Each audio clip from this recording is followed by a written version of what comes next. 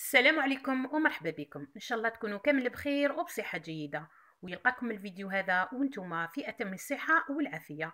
قبل ما نجوزو نشوفوا الوصفة تاعنا، دايما نصلوا ونسلموا على الحبيب المصطفى عليه الصلاة والسلام. الوصفة تاع اليوم هي مربى الجزر. المعجون نتاع الزرندية كيما هو معروف، يعني احنا نسمو الجزر بالعامية الزرندية. يسموه يعني في بعض المناطق، كل بلد كيفاه يسموه. مثلا كيما المروك يقولوا له خيزو وقيله. المهم هي الوصفه تاعنا تاع اليوم. بسم الله، نروحوا للمقادير وطريقه التحضير. هنا عندي كميه من الزرنديه، تقريبا كيلو. انا ما وزنتش لاني استعملت الكيله. بعد ما نقيتها رحت طحنت، ربيتها في سكرفات من الجهه هذيك الخشينه.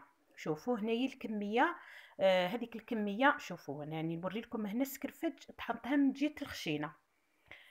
درت يعني الكيله، انا استعملوا الكيله اللي بغيتوها. انا الكيله اللي درتها اليوم استعملت هذه الغرفيه، يعني دات لي تقريبا كيلو. بصح هنا كيت كيلو. مثلا هنايا بعد ما سكرفشتوها كيلو، يعني هذه الغرفيه مثلا انا كي عمرتها، عبصت عليها يعني دكوها، يعني عمروها مليح هكذا. ونجيب الطنجره. انا نبغي نطيب المعجون في حاجه تكون ثقيله، نستعمل هذيك لاكروكوت. درت كيله نتاع زرنديه وضفت لها كيله تاع الماء. هنا راني نولي لكم الكيله تاع السكر، يعني استعملت كيله تاع زرنديه، كيله تاع ماء، كيله تاع السكر، والعصير تاع الحبه تاع القارص هذاك. ندي هذيك الزرنديه تاعي فوق النار حتى طيب.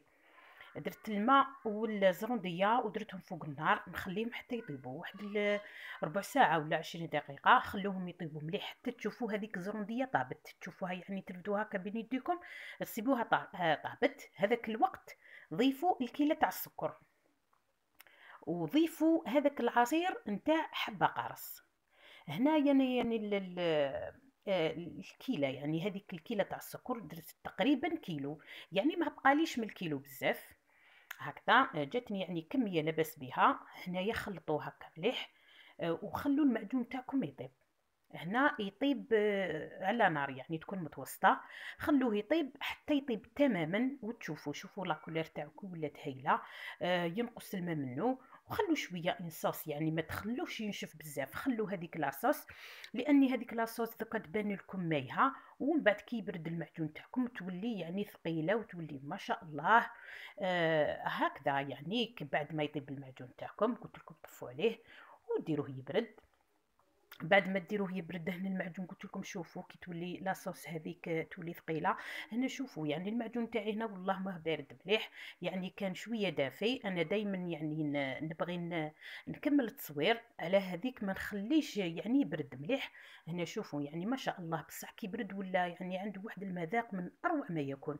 صدقوني عنده واحد البنه ما شاء الله، البنه تاعو قريبه بزاف للمعجون تاع التشينا لانه فيه القارص. هذه هي الوصفه تاع اليوم. إن شاء الله تكون نالت إعجابكم ونالت رضاكم وتجربوها. وإلى الملتقي إن شاء الله في وصفة واحدة أخرى، ومع السلامة. جربوا الوصفة وما تنسوش ديروا لي جيم وديروا اشتراك في القناة وتفعلوا الجرس هكا باه يلحقكم جديد الوصفات نتوعي. إلى اللقاء.